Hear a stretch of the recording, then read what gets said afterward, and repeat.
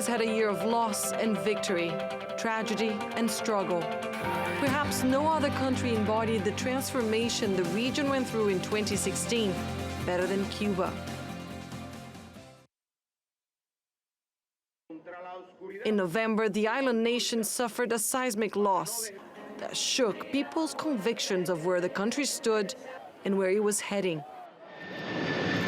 But Cuba had already begun a process of profound change earlier in the year when Barack Obama became the first sitting U.S. president to visit the country in almost 90 years. I have come here to bury the last remnant of the Cold War in the Americas. Now, with Fidel gone, it will be up to another Castro, Fidel's brother Raúl, to restructure the economy, reform the state, and allow Cubans to dream of a better life.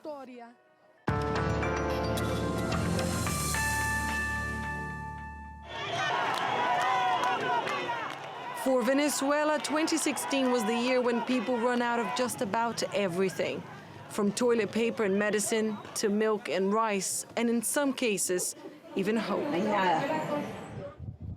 Across the country, everyone felt the crisis, but people had different views on what or who was to blame.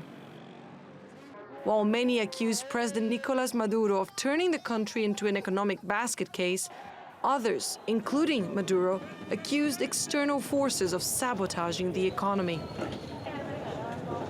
Una encrucijada que puede llevar a esta grave crisis, a una crisis peor, a una crisis catastrófica.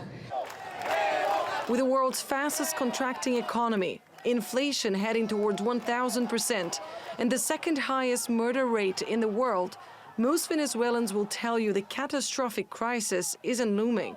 It's already here.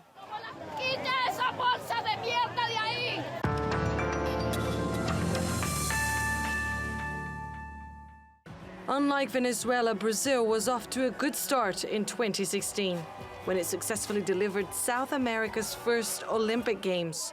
But the joy was short-lived.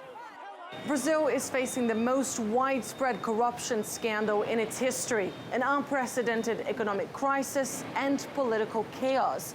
The country's president, Dilma Rousseff, was removed from power for allegedly breaking budgetary rules. Back in August, she was replaced by her vice president, Michel Temer, who promised to clean politics from corruption and fix the economy. But far from settling the matter, the new administration has encountered its own set of problems. Brazilians have grown so disillusioned with the political establishment that a small minority has gone as far as to demand the return of military rule.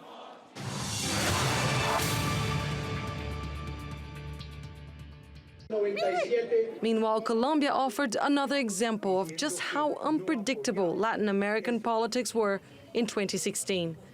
In a referendum, Colombians rejected a peace deal with the FARC, saying it was too lenient on the rebels. President Juan Manuel Santos agreed to go back to the negotiating table, but changed the strategy. A revised agreement wasn't put to a national vote. Instead, it went directly to Congress for approval. Only then, peace prevailed, and the 52-year conflict finally came to an end.